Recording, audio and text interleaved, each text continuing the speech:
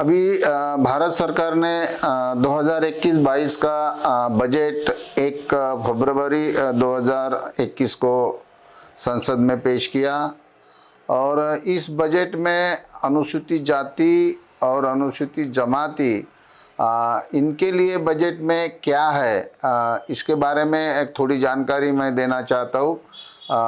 मैं कोई अर्थतज्ञ नहीं हूँ और बजट का मैं विश्लेषक भी नहीं हूँ, लेकिन सरकार का जो धोरण है, जो पॉलिसी है, अगर वो पॉलिसी के हिसाब से सरकार अगर काम नहीं कर रही तो बोलना ज़रूरी पड़ता है।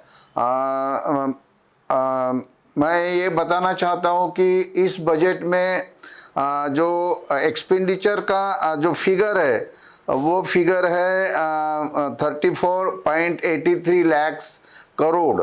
और इस हिसाब से अगर देखा जाए तो शेड्यूल कास्ट के विकास के लिए जो special component plan for schedule caste, हम उसको शेड्यूल कास्ट सब प्लान भी कहते हैं, तो उसमें करीबन जो अमाउंट आना चाहिए वो अमाउंट आना चाहिए 1,61,000 का अमाउंट आना चाहिए, करीबन 1,61,273 करोड़।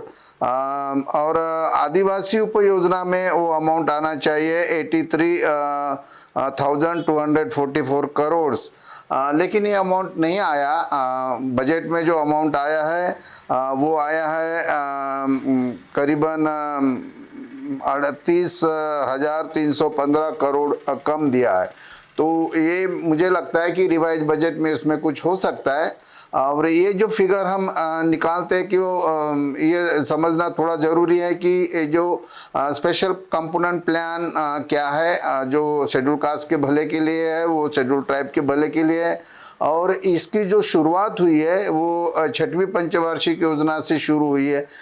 मैं यहाँ एक बात और बताना चाहता हूँ कि एक सनदी अधिकारी, जो आईएएस अधिकारी PS कृष्णन साहब थे, वो इस योजना के पायनर रहे। उन्होंने काफ़ी उसमें अभ्यास किया, ये योजना को ठीक तरीके से लाया, उसमें सुधारना हुई। और जब नियोजन आयोग था, प्लानिंग कमीशन था, तो प्लानिंग कमीशन में ये 6वीं पंचवार्षिक योजना से तय हुआ कि शेड्यूल कास्ट का जो पॉपुलेशन है और शेड्यूल ट्राइब का जो पॉपुलेशन है, उसके पॉपुलेशन के परसेंटेज में बजट में एक तरतूद होनी चाहिए। जब तक हम उसको पैसा नहीं देंगे उन पॉपुलेशन के हिसाब से, तब तक उनका शैक्षणिक, सामाजिक, आर्थिक का विकास, उनको जो मूलभूत नीड्स है, जो उनकी बस्ती में जो सुविधा है, बेरोजगारी है, गरीबी निर्मूलन है, और भी सारे शिक्षण है, आरोग्य की सेवा है, ये सारे चीज़ें नहीं हो पाएगी। और इसीलिए, और यहाँ भी ये भी एक तथ्य है कि उस वक्त मार्च 1980 में तत्कालीन प्रधानमंत्री इंदिरा जी गांधी, इन्होंने भी राज्य के सारे मुख्यमंत्री को चिट्ठी लिखी थी और कहा था कि राज्यों के सारे बजट में शेड्यूल कास्ट के पॉपुलेशन से और शेड्यूल ट्राइब के पॉपुलेशन में स्पेशल कंपोनेंट प्लान में एक निधि की तरतूद करना चाहिए और वो उसमें खर्च करना चाहिए उनकी जो विकास की योजना है, जो नीड बेस्ड योजना है। और वही एक पॉलिसी, एक धोरण अनुसूचित जाति जमाती के जो विकास का प्लानिंग कमीशन ने किया। 2015 में प्लानिंग कमीशन बंद होकर नीति आयोग आया, लेकिन पॉलिसी तो है, धोरण है। इसके पहले भी भारत सरकार ने 2006 में गाइडलाइंस निकाली थी और उसमें ये भी कहा था कि पॉपुलेशन के हिसाब से दिया जाए, वो डाइवर्ट नहीं होगा, लैप्स भी नहीं होगा। तो जो भी सरकार का बजट बनेगा उसमें पॉपुलेशन जो भी है, तो केंद्र सरकार में पॉपुलेशन 16.6 शेड्यूल कास्ट की है और करीबन 8.9% ये शेड्यूल ट्राइब की है। लेकिन जो फिर बजट की एक प्रक्रिया में इसमें बदलाव लाया गया 2015 के बाद, शायद 16-17 में, और प्लान और नॉन प्लान उसको मर्ज किया गया।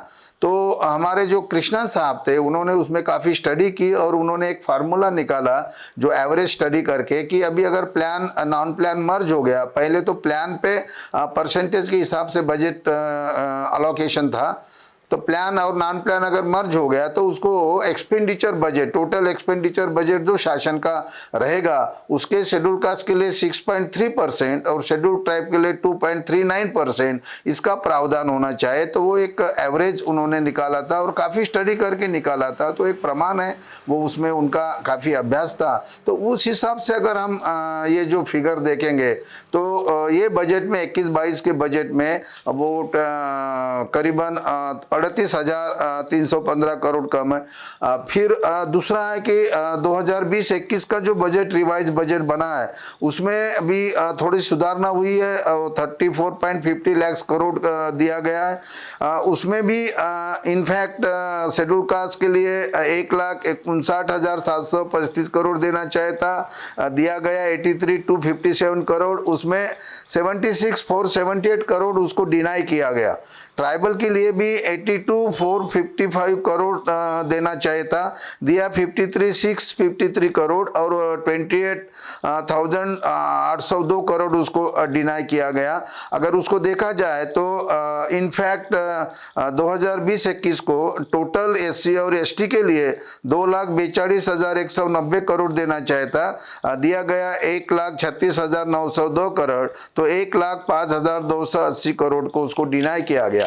तो हमारा यही कहना है कि जो धोरण गवर्नमेंट ने बनाया है कि पॉपुलेशन के बेस में देने का, उसी में सरकार निधि नहीं दे रही, और जबकि उसको पर्याप्त निधि नहीं दे रही तो उसको सामाजिक आर्थिक शैक्षणिक विकास की जो योजना है उसमें कमी आती है। तो हमारी सरकार को यही कहना है कि आप निधि उस तरह से दिया जाए। इतना ही नहीं तो 7-8 साल से एक दूसरा भी इम्पोर्टेंट पॉइंट है, 7-8 साल से इसके लिए शेड्यूल का सब प्लान, शेड्यूल ट्राइब सब प्लान वो जो अच्छी तरह से उसका इम्प्लीमेंटेशन के लिए एक कानून बनाने की जरूरत है। तो केंद्र सरकार को एक इसकी मांग हो रही है, इसको कानून बनाए, लेकिन ये बजट में कानून बनेगा ऐसे लगा, वो कानून भी नहीं बना। कुछ राज्यों ने बनाया, केंद्र भी अपने लिए बना सकता है, तो ये कानून बनाने की भी जरूरत है।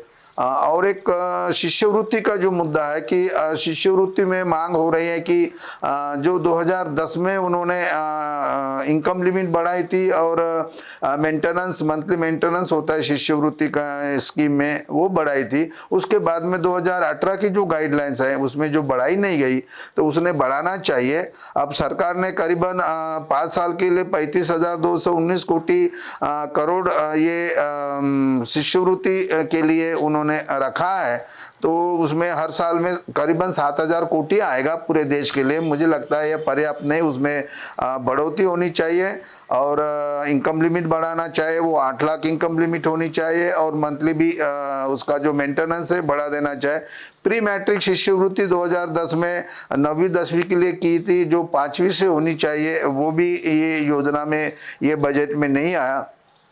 भारत सरकार की जो ओवरसीज स्कॉलरशिप है उसमें पूरे देश में 100 के लिए 100 लोग कैंडिडेट के लिए दी जाती है। मुझे लगता है उसके बढ़ा के वो 500 कैंडिडेट के लिए करने की ज़रूरत है और उसमें भी उत्पन्न मर्यादा बढ़ाने की ज़रूरत है। ऐसे बहुत सारे विषय है कि जो अनुसूचित जाति और अनुसूचित जमाती के विकास के लिए सरकार ने करने की ज़रूरत है, उसमें फोकस करने की ज़रूरत है, उसके लिए कानून लाने की ज़रूरत है। हम अभी ये बजट में कहा गया कि सरकार का ध्येय है आत्मनिर्भर भारत बने, तो आत्मनिर्भर भारत बनने के लिए जो समाज का जैसे कि देश के पॉपुलेशन का 25% से ज़्यादा SC ST का पॉपुलेशन है, फिर उसमें भटके विमुक्त का अलग से है, OBC है, माइनॉरिटीज़ है, जो इन सारे लोगों के लिए उनकी लोक संख्या के पर्याप्त बजट में प्रावधान होना चाहिए। और शिक्षा, आरोग्य, रोजगार निर्मित,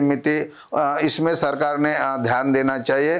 तो इस बजट में इस चीज़ों का अभाव है, कुछ तरतूद जरूर है लेकिन जितनी होनी चाहिए पॉलिसी के हिसाब से नहीं हुई। तो हम इस माध्यम से सरकार से, अर्थ मंत्री जी और प्रधानमंत्री जी से हम विनती करेंगे कि आप ये बजट में पॉपुलेशन के बेस में जो भी फार्मूला है उस हिसाब से पूरा प्रावधान करिए, उसमें अलोकेशन करिए, उसमें उसमें खर्च होने चाहिए। और आज तक ये पिछले 10 साल में जो एनडीसी की जो 51 बैठक हुई थी 2005 में, और वहाँ पे प्रधानमंत्री जी ने कहा था कि 10 साल, आने वाले 10 साल के अंदर हम जो शेड्यूल कास्ट शेड्यूल ट्राइब की जो लोग हैं और लोग हैं, उसमें जो विकास की दरी है उसमें हम ख़त्म कर देंगे, हम उसमें कम कर देंगे। तो ये 10 साल से 2010 से लेके अभी 2020 तक ये एक दशक में एक्चुअली क्या प्राविधान किया है, बजट अलोकेशन हर साल में कितना खर्चा किया, कौन से स्कीम में खर्चा हुआ और क्या उन्नति हुई है इस समाज की, इसकी एक वाइट पेपर सरकार ने निकालना चाहिए। ये हम सरकार को मांग कर रहे हैं और बार बार हम सरकार को लिख रहे हैं। मुझे लगता है बजट बहुत इम्पोर्टेंट है, अगर पैसे नहीं तो स्कीम अच्छी तरह से इम्प्लीमेंट नहीं हो सकती, बिना पैसे से कोई काम नहीं होगा। और ये जो सामाजिक न्याय और आर्थिक न्याय, जो directive principle of state policies में समाजवाद का जो संकल्पना है या सामाजिक आर्थिक लोकशाही मजबूत करने की जो बात है, जो डॉक्टर बाबा साहब आम्बेडकर ने कहा था कि राजकीय लोकशाही एक सामाजिक आर्थिक लोकशाही में परावर्तित होना चाहिए, और इसी ध्येय को लेके सरकार ने अपना धोरण बनाया। तो वही धोरण सरकार ईमानदारी से उसको इम्प्लीमेंट करे, तभी मुझे लगता है कि ये जो समाज का शोषित वंचित वर्ग है उसके लिए सामाजिक न्याय होगा। और यही सरकार से हमारी अपील है।